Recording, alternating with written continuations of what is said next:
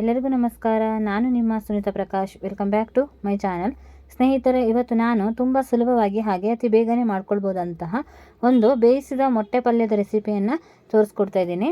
ಇದು ಮಾಡೋದು ತುಂಬ ಸುಲಭ, ಹಾಗೆ ರುಚಿ ಕೂಡ ಅಷ್ಟೇ ಚೆನ್ನಾಗಿರುತ್ತೆ.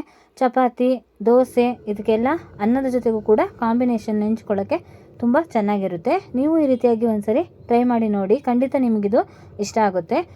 ತುಂಬ ಕಡಿಮೆ ಪದಾರ್ಥಗಳು, ಹಾಗೆ ತುಂಬ ಬೇಗ ಕೂಡ ಮಾಡ್ಕೋಬೋದು. ಹಾಗೆ ಸ್ನೇಹಿತರೆ, ಯಾರೆಲ್ಲ ನನ್ನ ಚಾನಲ್ನ ನೋಡ್ತಿದ್ದೀರಾ ದಯವಿಟ್ಟು ಸಬ್ಸ್ಕ್ರೈಬ್ ಮಾಡ್ಕೊಳ್ಳಿ, ಬೆಲ್ ಬಟನ್ನ ಕ್ಲಿಕ್ ಮಾಡಿ.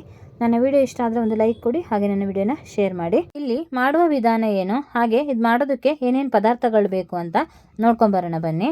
ನಾನಿಲ್ಲಿ 6 ಮೊಟ್ಟೆಯನ್ನು ತೆಗೆದುಕೊಂಡು ಬೇಯಿಸಿ ಸಿಪ್ಪೆಯನ್ನು ತೆಗೆದು ಇಟ್ಕೊಂಡಿದ್ದೀನಿ. ನಂತರ ನಾನಿಲ್ಲಿ ಒಂದು ದೊಡ್ಡ ಸೈಜ್ ಈರುಳ್ಳಿಯನ್ನು ಚಿಕ್ಕದಾಗಿ ಕಟ್ ಮಾಡಿ ಇಟ್ಕೊಂಡಿದ್ದೀನಿ. ಹಾಗೆ ನಮ್ಮ ಮಲೆನಾಡು ಪಲಾವ್ ಎಲೆಯನ್ನು ಸ್ವಲ್ಪ ತೊಗೊಂಡಿದ್ದೀನಿ.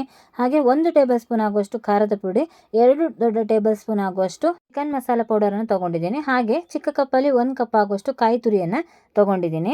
ಇಲ್ಲಿ ಇಷ್ಟೇ ಪದಾರ್ಥಗಳು ಬೇಕಾಗೋದು, ಆದರೆ ಪಲ್ಯದ ರುಚಿ ಅಂತೂ ತುಂಬ ಚೆನ್ನಾಗಿರುತ್ತೆ. ಫಸ್ಟು ನಾವಿಲ್ಲಿ ಮೊಟ್ಟೆಯನ್ನು ಚಿಕ್ಕದಾಗಿ ಕಟ್ ಮಾಡ್ಕೋಬೇಕು. ನಾನಿಲ್ಲಿ 1 ಮೊಟ್ಟೆಯನ್ನು 8 ಪೀಸ್ಗಳಾಗಿ ಮಾಡ್ಕೊಂಡಿದ್ದೀನಿ. ನಿಮಗೆ ದೊಡ್ಡದಾಗಿ ಬೇಕಂದರೆ ದೊಡ್ಡದಾಗಿ ಕೂಡ ಕಟ್ ಮಾಡ್ಕೊಳ್ಬೋದು. ನಂತರ ನಾನಿಲ್ಲಿ ಒಂದು ಬಾಣಲೆನ ಬಿಸಿಗೆ ಇಟ್ಟು ಒಂದು 3 ಟೇಬಲ್ ಸ್ಪೂನ್ ಆಗುವಷ್ಟು ಕೊಬ್ಬರಿ ಎಣ್ಣೆನ ಹಾಕ್ಕೊಂಡಿದ್ದೀನಿ.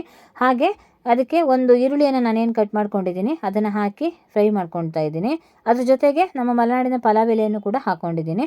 ಇಲ್ಲಿ ನೀವು ಕೊಬ್ಬರಿ ಎಣ್ಣೆಯನ್ನೇ ಬಳಸಿ, ಯಾಕೆಂದರೆ ಮೊಟ್ಟೆ ಪಲ್ಯದ ರುಚಿ ತುಂಬ ಚೆನ್ನಾಗಿ ಬರುತ್ತೆ. ನಿಮ್ಗೆ ಇಷ್ಟ ಇಲ್ಲ ಅಂದರೆ ನೀವು ಮಾಮೂಲಿ ಎಣ್ಣೆಯನ್ನು ಕೂಡ ಹಾಕ್ಕೊಳ್ಬೋದು.